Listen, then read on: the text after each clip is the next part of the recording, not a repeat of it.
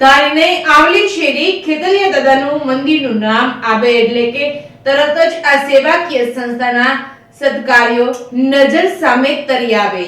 ભૂખ્યાને ભોજન પૂરું પાડનાર આ સંસ્થા દ્વારા કોરોના મહામારી દરમિયાન સુંદર કામગીરી કરવામાં આવી હતી। આવી જ રીતે તોખતે વાવાઝોડું દરમિયાન પણ ઘણા લોકોનો આશરો ઘણા પરિવારને સાચવીને મહેમાનો માફક જમાડીને સેવા કરવામાં આવી હતી। એવી સંસ્થા એટલે કે બોરડિયા દાદા અને ખેતલિયા દાદા સેવા ટ્રસ્ટના આંગણે આજરોજ ભીખુ દાદા અતિથિ ભવનનું ભૂમિપૂજનનો એક કાર્યક્રમ સદાનંદજી બાપુ ચાપડાવાળાના શુભ હસ્તે રાખવામાં આવ્યો હતો, જેમાં મોટી સંખ્યામાં મહેમાનો ઉપસ્થિત રહ્યા હતા। રાજકીય આગેવાનો, અમરેલી જિલ્લા પંચાયતના સભ્ય ભૂપતભાઈ વાળા તેમજ પત્રકાર મિત્રો, શહેરના નાગરિકોની હાજરીમાં ભૂમિપૂજનનો કાર્યક્રમ યોજાયો હતો। આવનારા દિવસોમાં ભીખુ દાદા અતિથિ ભવનનું નિર્માણ થવા જઈ રહ્યું છે, ત્યારે ગરીબ જનતા માટે આશીર્વાદરૂપ બની ગયેલ બોરડિયા દાદા તેમજ ખેતલિયા દાદા સેવા ટ્રસ્ટના સંચાલકો વધુ સારી સેવાઓ કરે તેવી શુભેચ્છાઓ લોકોએ આ તકે આપી હતી।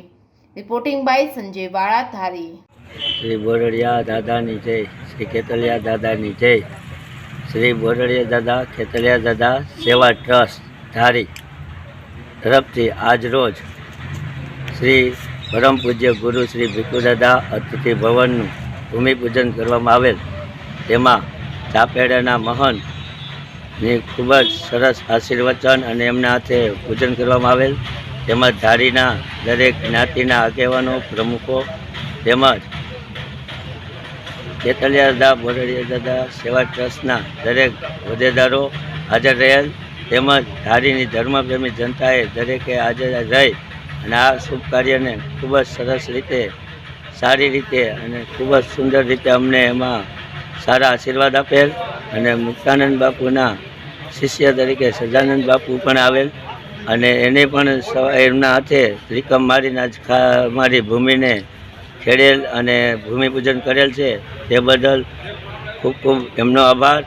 અને ધારીની ધર્મપ્રેમી જનતાને ખૂબ ખૂબ આભાર, પત્રકારોના ખૂબ ખૂબ આભાર, રાજકીય આગેવાનોના ખૂબ ખૂબ આભાર, તેમજ સમાજના દરેક પ્રમુખો, દરેક આગેવાનોનો પણ ખૂબ ખૂબ આભાર, જેણે હાજરી આપી અને અમારા આ કાર્યક્રમને ખૂબ જ સરસ રીતે સવાયું દીપાયું તે બદલ બોરડિયા દાદા ખેતલિયા દાદા સેવા ટ્રસ્ટ વતી પ્રમુખ તરીકે અને ખેતલિયા દાદા આરાધક તરીકે શ્રી જિગ્નેશભાઈ શેઠ એટલે કે મુન્નાભાઈ શેઠના જય ભગવાન।